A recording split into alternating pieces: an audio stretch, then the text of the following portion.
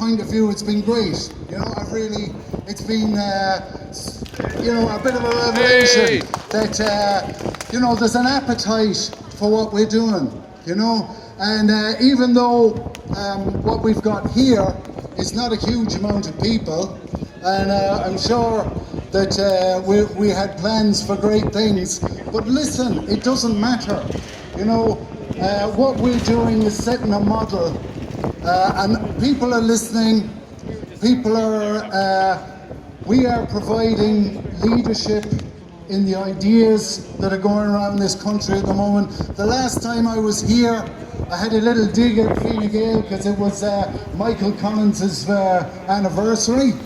And I said to a lot of the guys, well, I said out to the stratosphere out there, you know, let Fine Gael go.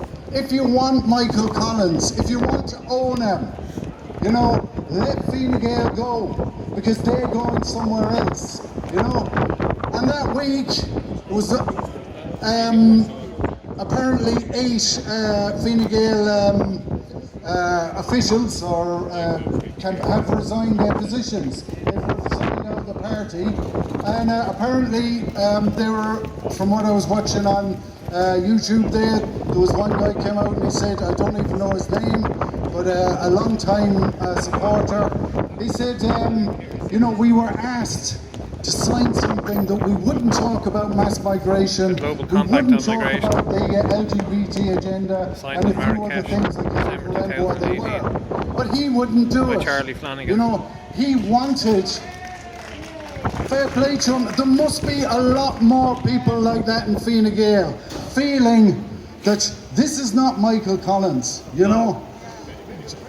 Yeah, Michael Collins would not send a gay disco out to meet the Vice President of the United States. You know, anybody thinking that Fine Gael, that modern Fine Gael has anything to do with what it was all about.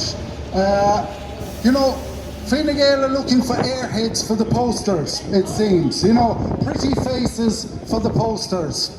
And they're not going to have any say in what's going on. You know, in this agenda. Like there are very few like people who have a say in celebrities. the agenda that's coming. It's being snuck on us, and you know, we're standing here and we're doing the right thing. You know, we're standing up for Irish nationalism. We, the Irish Christian straight people, by and large, not that it's a problem if you're not, but we're the majority, you know, and we get dictated you know, by a minority. we are being dictated to by minorities, you know, and I think that what I would love to see here now today is for us all to come together, because we need to set the tone, you know, we need to be able to set the agenda. So when people come up, as this momentum builds here, as we are called to provide further leadership, and as we get our act together in the way that the Hungarians and the Italians have, there will be pressure to do stuff, and we will have already done it. So I want this to be a practice run for the bigger occasions. Absolutely. And I want us to show, that we have the initiative. We aren't going to stand here and wait for Antifa to come and chant in our faces and us just to respond. No, we need to set the tone. We are not going to forever be on the defensive. You know, we need to be together, and we need to be practiced and to be chilled out, and not to be the people that the agenda sets us up to be. Now, a few weeks ago, a few people came down here and there was a setup. It was an agenda by the state paramilitary wing, a few Nazi salutes and the rest of it.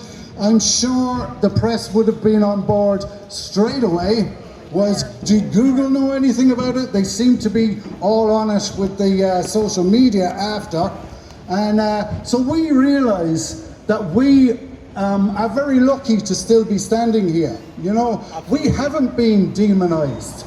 You know, in Ulterard, just up the road from me, 800 people came out to the meeting. Thousands are marching, you know. And that's because, that's because, and I haven't even been up to that, to Ulterard, because this is more important for me. I feel like this is my job. And so what you see here is and I was delighted with Gemma, who called me the true Gael. And I thought, oh, that's lovely. That's lovely. But in fact, I'm not. I look like I am, but that's because I've chosen Gaelic things. You know, I was actually born in Scotland. My parents emigrated. I did most of my school in England, but yet I'm able to portray this Gaelic heroic self-image to you here. Fair play, and anybody can. If I can do it, anybody can. What we do is we choose the Gaelic. We choose the Irish. You know, and you get good at doing it. You practice it. And you come. So what I would love for us to do today is just sing some chilled out songs, you know, together, and get together and do it, you know, nothing too intense. But as I was saying, I'd love to start with a few classic protest songs, you know.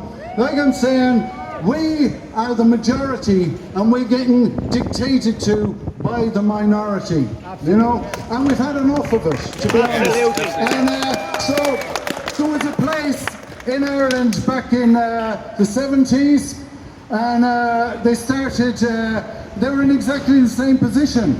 The Irish Times will laugh at what I'm going to suggest now, but I suggest we sing "We Shall Overcome," and the reason is that it's chilled out, it's slow, it's not intense, and yes, you know, we are the excluded ones, you know. We are entitled to sing this song, you know. Are we the civil rights protesters of Derry? No, we're not. But I think that we should get together and sing it. Then, after that, we'll try a little bit of a medley. In Hong Kong, they're protesting. Now, not everybody here is a God botherer like me, a Christian, and you don't have to be, but I think a lot of us are. But I think it's important sometimes when the agenda is saying we're fascist racists, I think it's a great thing to look like a choir boy sometimes, you know? Let's not be ashamed of church. This is our heritage. This is our culture, you know? Let's listen. The gospel came out of church. All the great singers came out of church.